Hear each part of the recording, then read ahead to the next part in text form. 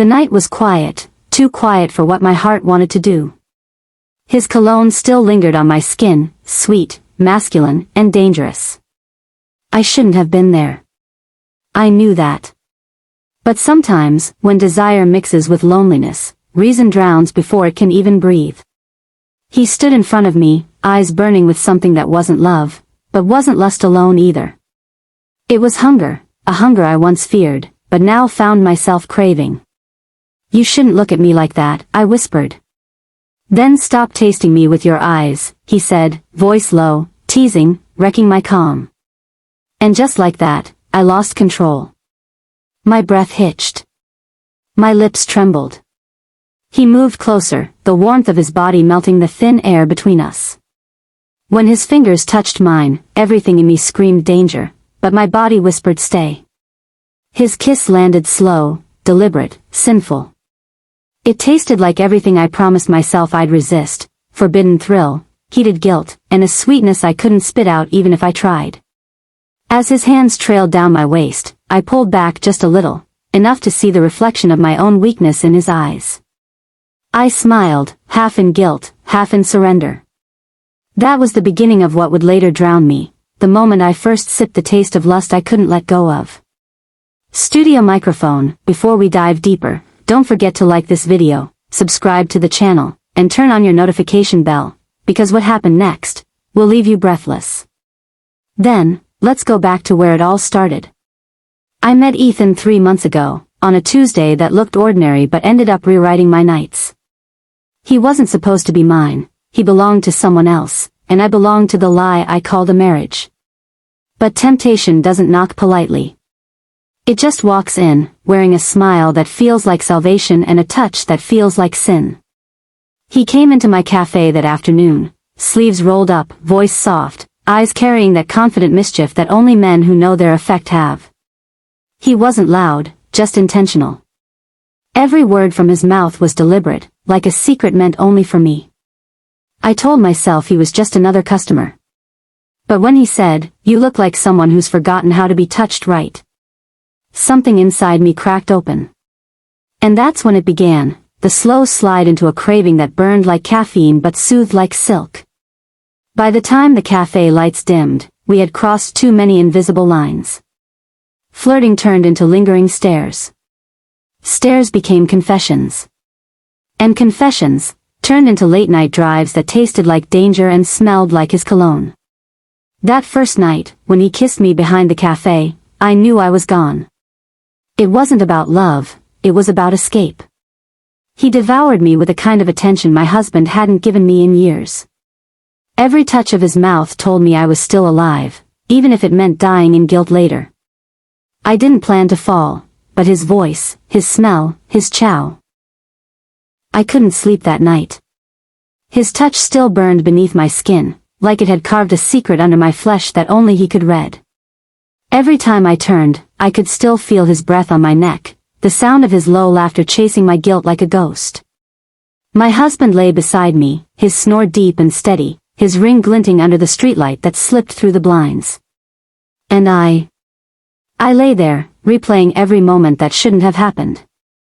Why did I let him kiss me that way? I whispered to myself. But I knew the answer, it was the way he saw me. Not as someone's wife, not as someone's routine, but as a woman. A woman starving for attention, aching for something unpredictable. The next morning, my body moved through routine, pouring coffee, smiling at my husband, waving him goodbye, but my mind was elsewhere. Back in that dim office where his hand had grazed mine. Back where my heart had raced like it hadn't in years. My phone buzzed. A text from him. "Did you sleep?" My fingers trembled. I shouldn't reply. I knew that. But I did. Barely. Seconds later, 3 dots appeared. Then his message. "I've been tasting your silence all night." I bit my lip, the words pulling me deeper into a place I swore I wouldn't go again. I typed, deleted, typed again. Finally, I sent. "Don't make this harder than it already is." His reply came fast. "You already made it harder." When you let me taste what I shouldn't have. My knees weakened. I sat down, breathing hard, torn between guilt and craving. This was wrong. Every part of me screamed that. Yet, I couldn't stop wanting it. Belle, hey, before we go deeper into this fire, if you've ever been torn between guilt and temptation, you know how it burns. Hit that like button, subscribe, and stay with me till the end, because this story isn't just about lust, it's about how desire redefines everything you thought was safe. That evening, he called. His voice low, rough, certain. I want to see you again. Just talk, he said. But his talk had a hunger hidden behind it. I hesitated. I can't. Not today. Then when, he pressed. When I can breathe again. He chuckled. Then I'll make sure you never do. And that line sealed it. I met him again 2 nights later. Same place. Same hour. But this time, no pretending. When I walked in, his eyes followed every inch of me. When I sat, he didn't wait. He just leaned in, and his lips tasted like the confession I never planned to make. It wasn't a kiss anymore. It was surrender.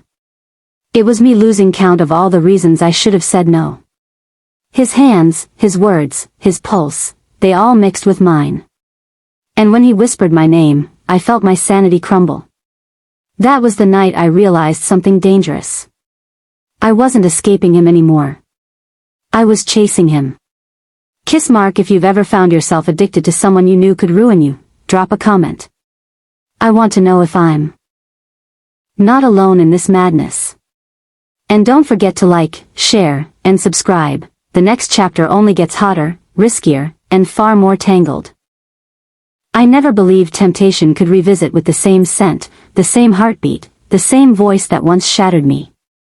Yet, there he was again. His text came first, short, simple, sinful. Missed the way you breathe when you lie to yourself. I froze. My hands trembled around my phone like I was holding guilt itself. I should have deleted that message. Blocked him. But I didn't. Soft sigh. Hey, before I dive in, if you're new here, hit that subscribe button, tap like, and share this story with someone who's ever played with temptation longer than they should have. Because, this story isn't just mine. It's ours. Now, let's go back to how I let him back in. The first time I saw him again was outside a downtown jazz bar in Atlanta. Rain made the city smell like new regrets.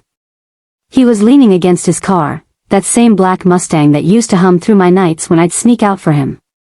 He looked at me with that lazy smirk, eyes burning through my self-control. Still pretending you're fine? He asked, his tone more memory than question.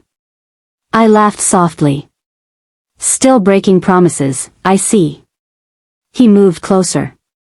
My perfume, his cologne, they collided midair, creating something almost dangerous. Then, silence. The kind that drags your pulse into confession. Get in, he whispered. I did. The moment the door shut, I felt like I had stepped back into a secret I promised myself I'd never open again. His hand brushed my thigh, not rushed, not rough, just knowing. And just like that, every vow I'd rebuilt collapsed.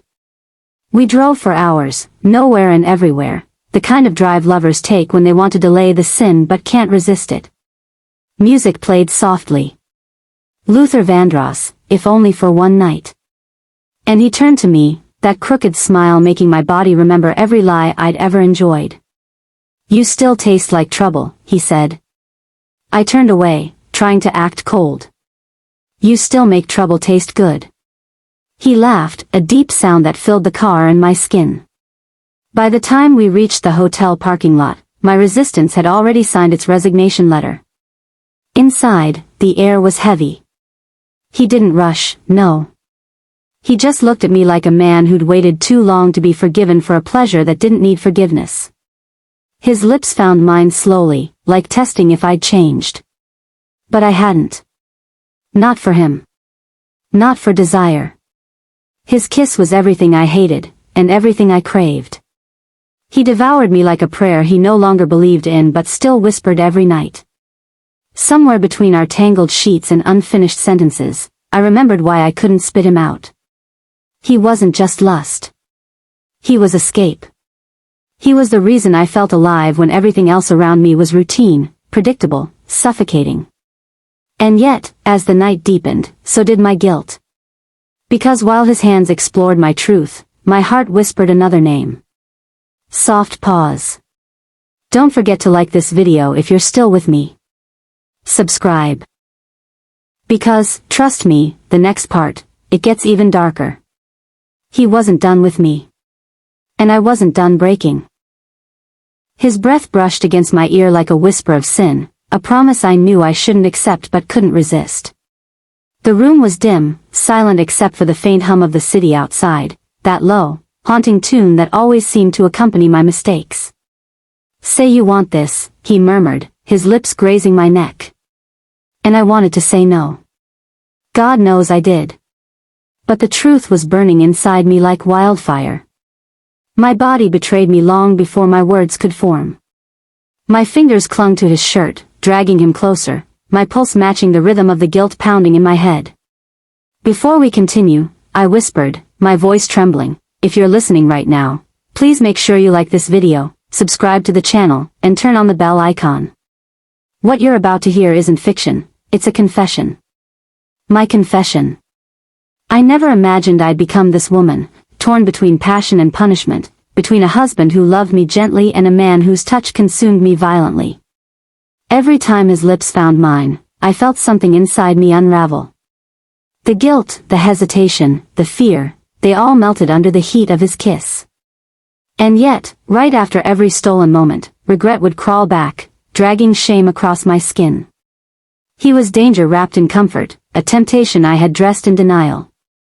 And I, foolishly, called it escape. That night, when he pulled me closer and whispered, "You're mine tonight," I realized something cruel. It wasn't just lust driving me anymore. It was the ache of being seen, wanted, devoured in a way that felt both wrong and right. The world outside could have crashed, and I wouldn't have noticed. But when he kissed me again, softer this time, slower, I realized that guilt had a strange taste. It tasted like his tongue. It felt like his heartbeat pressed against mine. And it lived deep inside the same chest that held my lies. Somewhere between that kiss and the silence that followed, I knew. I could no longer spit out the truth or the guilt. Because both lived inside me now. If you've ever loved someone you weren't supposed to, if you've ever felt your body say yes while your conscience screamed no, then you understand. You understand why I couldn't stop. I never thought I'd come this far with a secret so heavy, yet so addictively sweet. Sometimes, silence feels safer than honesty. But tonight, I'm not here for safety, I'm here to confess. Before I begin, make sure you like this video, subscribe to the channel, and turn on your notifications, because what I'm about to share isn't just a story, it's the truth I buried in my sheets. It started with something so harmless. A glance. Then another. And then, suddenly, I found myself building a world that wasn't mine, a world made of stolen hours, trembling lips, and the kind of desire that didn't care who it hurt. His name isn't important anymore, but his voice? That voice used to melt my logic. I'd hear it and forget I was married. Forget I had a life built on promises. When he called me baby girl, in that deep American drawl, my heart didn't beat, it sprinted. We met in secret places. Cheap motels. Dim corners of downtown Atlanta. And every time he touched me, it felt like the world blurred. He didn't just kiss me, he consumed me, like my mouth carried the last drop of air he needed to breathe. I told myself it was just fun. That I could stop whenever I wanted. But lust, oh, lust has a funny way of becoming hunger. One night, after we had exhausted every ounce of energy and morality, I looked at him, sweaty, wild, and whispering my name like a prayer, and I realized something terrifying. I was in too deep. He wasn't my lover anymore. He was my addiction. My husband started noticing my distance. The late night girls' calls. The new perfume. I lied like it was second nature. Work stress, I'd say. Traffic delay. But the truth was simpler. I was drowning in something I couldn't spit out. If you've ever been in love with someone you shouldn't have. If you've ever tasted danger and called it desire. Then you know what I mean when I say, lust burns hotter than love, but it leaves deeper scars. He once said, "You're mine, even when you go home." And I believed him. I believed him so much that I forgot myself. Then one day, he vanished. No call. No message. Nothing. Just silence, the kind that screams. At first, I panicked. Then I cried. And then I realized that maybe this was the universe's cruel way of saving me. Because when lust leaves, it doesn't just go quietly, it takes your sleep, your breath, and a part of your soul with it. So here I am, anonymous, but not ashamed. Speaking to you, my listener, because maybe someone out there is standing where I once stood. At the edge of a bad decision that feels too good to resist. If that's you, don't jump. Lust feels like heaven for a minute, but it drags you through hell forever. Don't forget to like, subscribe, and share this story if you've ever felt trapped between what your body wanted and what your heart feared. Let my story remind you that secrets taste sweet, but they always rot in silence. Soft pause. This was my truth. I was his SEC. But now, I'm just the echo of a lust I couldn't spit out. It's strange, how a single touch can echo louder than 1,000 words. Even now, when the night grows quiet and my husband sleeps beside me, I can still feel him. The way his breath used to paint chills on my skin. The way my name trembled out of his mouth like a secret prayer he wasn't supposed to say. He was wrong for me, dangerously wrong, but his kind of wrong felt like oxygen to my starving body. Before I go on, if you're still here listening, don't forget to like this video, subscribe to the channel, and share this story with someone who knows what it means to want something you shouldn't. Because that's exactly what this is, a confession from a woman who couldn't spit out her own sin, only swallow it deeper. He made me forget my own vows. He made me question what love even meant. But most of all, he made me alive again. Our last night together wasn't planned. It was inevitable. The room was dark, music low, candles melting down to their last inch of flame. When he kissed me, I didn't resist, not because I was weak, but because my soul had already surrendered long before my lips did. Every taste of him was like biting into something forbidden yet familiar. Like tasting truth, and hating yourself for liking it. I knew I should have stopped, but instead, I pulled him closer. He whispered, "You're my escape." And I whispered back, "You're my undoing." That's when I realized. I wasn't in love with him. I was in love with the version of me that only existed when I was with him, bold, reckless, desired. He saw me. Not the mother. Not the wife. Not the woman bound by routine. But me. So when it was over, when he finally walked away, I didn't cry. I smiled through the ache. Because he didn't destroy me. He reminded me that I was still capable of burning. And that's why I stayed anonymous. Because this isn't a story of guilt, it's a story of rediscovery. Of how lust can ruin you, and still make you remember that you're alive. So, if you've ever felt the fire that both saved and scorched you, don't judge me. Just hit that subscribe button, give this story a like, and let's admit it. Sometimes, the heart doesn't sin, it survives. My name doesn't matter. But my story does. Because I once loved in secret. And the taste of that forbidden love, I couldn't spit it out.